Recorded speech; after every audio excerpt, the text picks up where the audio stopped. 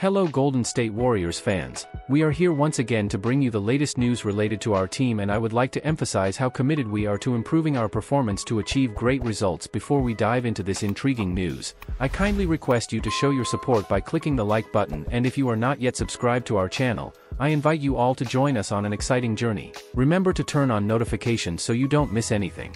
Major free agency win for Pacific rival could spell trouble for the Warriors. With over a week remaining until free agency officially begins, Thursday was a challenging day for the Golden State Warriors, who felt the ripple effects of two significant league moves. The Oklahoma City Thunder, a formidable contender in the Western Conference, not only strengthened their roster by trading Josh Giddey for Alex Caruso but also took one of the Warriors' potential targets off the market. Additionally, on Thursday night, the Pacific rival Sacramento Kings bolstered their lineup by re-signing guard Malik Monk to a new contract, as reported by ESPN's Adrian Wojnarowski. Sacramento Kings' retention of Malik Monk could negatively impact the Golden State Warriors. Many expected Monk, who finished second in this season's Sixth Man of the Year voting, to command significantly more than the four-year, $78 million maximum contract the Kings secured him for. This deal not only ensures that Sacramento remains a strong contender, likely competing directly with Golden State for a playoff spot, but also potentially affects the future of Klay Thompson. In terms of available free agent shooting guards, Monk's age and recent performance might have made him a more attractive target than the veteran Thompson. With Monk off the free agency board, Thompson's desirability could increase among rival teams, placing the Warriors at greater risk of losing their five-time All-Star. The Orlando Magic, in particular, could have shown significant interest in Monk to address their need for additional shooting and shot creation. Last month, Matt George, host of Locked on Kings and ABC 10 reporter, suggested that the Magic should be the betting favorite to sign Malik Monk. With Monk no longer an option, the Magic might intensify their pursuit of Thompson, with whom they have been linked since February. Shams Charania and Anthony Slater of The Athletic reiterated earlier this week that there is still mutual interest between the Magic and Thompson. As Monk exits the free agency scene, LA Clippers star Paul George emerges as a pivotal figure whose decisions could influence Thompson's future and determine whether the Warriors can retain their franchise legend. Could the Warriors be eyeing a 2X All-Star as Klay Thompson's potential replacement? Speculation about Zach LaVine's future has intensified after the Chicago Bulls traded Alex Caruso on Thursday. While it's still unclear if the Golden State Warriors are among the teams negotiating for the two-time All-Star, the potential is intriguing. Despite minimal external interest in LaVine since the mid-season trade deadline in February, his decreasing trade value could present a golden opportunity for a team confident in harnessing his offensive prowess to build a winning NBA roster. Should the Golden State Warriors trade for Zach LaVine to anticipate Klay Thompson's free agency departure? There is a possibility that the Warriors have engaged in talks with the Bulls about LaVine. According to K.C. Johnson of NBC Sports, up to 15 proposals were floated to rival teams. Zach LaVine's future isn't the only trade scenario discussed, as sources indicate Karnisova's presented up to 15 proposals centered around the two-time All-Star guard to various teams, including the Sacramento Kings, Utah Jazz, Orlando Magic, and Philadelphia 76ers. K.C. Johnson. If Golden State believes veteran sharpshooter Klay Thompson might depart in free agency, trading for LaVine could be a strategic move. This is despite the challenges posed by LaVine's contract, 3 years, $148 million remaining, and recent injury history, limited to 25 games this season. From 2019 to 2022 to 23, LaVine averaged at least 24.4 points, 4.5 rebounds, and 4.2 assists over 4 seasons. He shot at least 47.6% from the field and 38% from three-point range in 3 of those years, earning consecutive All-Star selections in 2021 and 2022. Joseph Zucker of Bleacher Report suggested on Thursday that Chicago might find a deal if they resigned themselves to it being a salary dump. In this scenario, the Warriors could package Chris Paul and Kevin Looney's contracts with Moses Moody and send them to the Bulls. Such a deal would only be feasible if Golden State stays below the $189.5 million second apron limit, achievable by letting Thompson explore free agency. This strategic trade could not only preemptively address the potential loss of Thompson but also infuse fresh talent into the Warriors roster, keeping their championship aspirations alive.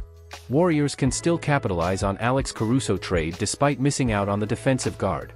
The Golden State Warriors had shown significant interest in Alex Caruso at the mid-season trade deadline in February. However, any hope of reuniting with the Chicago Bulls guard was dashed on Thursday when the 30-year-old was traded to the Oklahoma City Thunder in exchange for former 6th overall pick, Josh Giddey.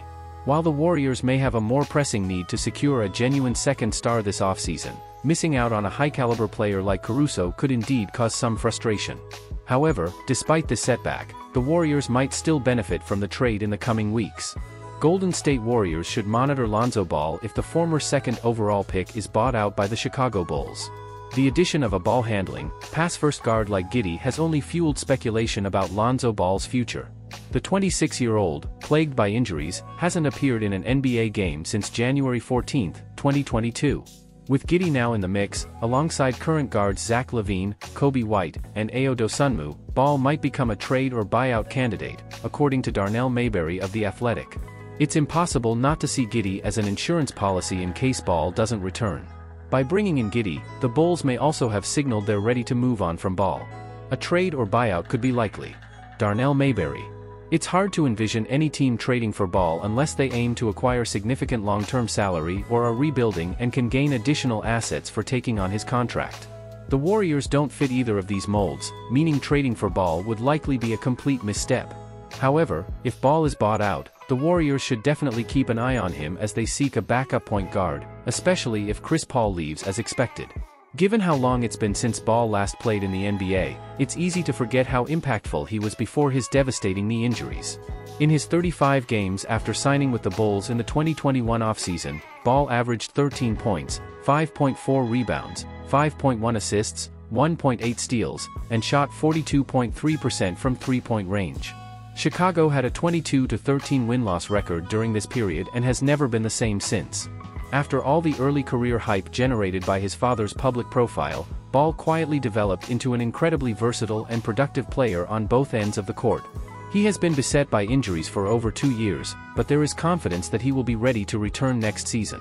If he can return to his best, Ball's size, defense, playmaking, and shooting would be a significant asset, not just as a backup point guard, but as someone who could play alongside Stephen Curry in Golden State's backcourt. It should be noted that under the CBA rules, the franchise would not be eligible to acquire Ball in a buyout unless it is below the first apron tax limit of $178.7 million. The Warriors might find themselves in this position in the coming weeks, though this won't be certain until the futures of Klay Thompson, Paul, and Kevin Looney are finalized. Regardless of whether Ball stays with the Bulls, joins the Warriors, or goes elsewhere in the league, all NBA fans will be united in hoping for his successful return to the court after such a torrid injury history. Deadline looms for Kevin Looney and Chris Paul's contract options. The day of reckoning is fast approaching. With the Boston Celtics recently crowned as NBA champions, the 2024 offseason has officially begun. The next couple of weeks promise to be a whirlwind of activity across the league. The excitement kicks off with the first round of the 2024 NBA Draft on Wednesday, June 26, followed by the second round on Thursday, June 27, a two-day event for the first time.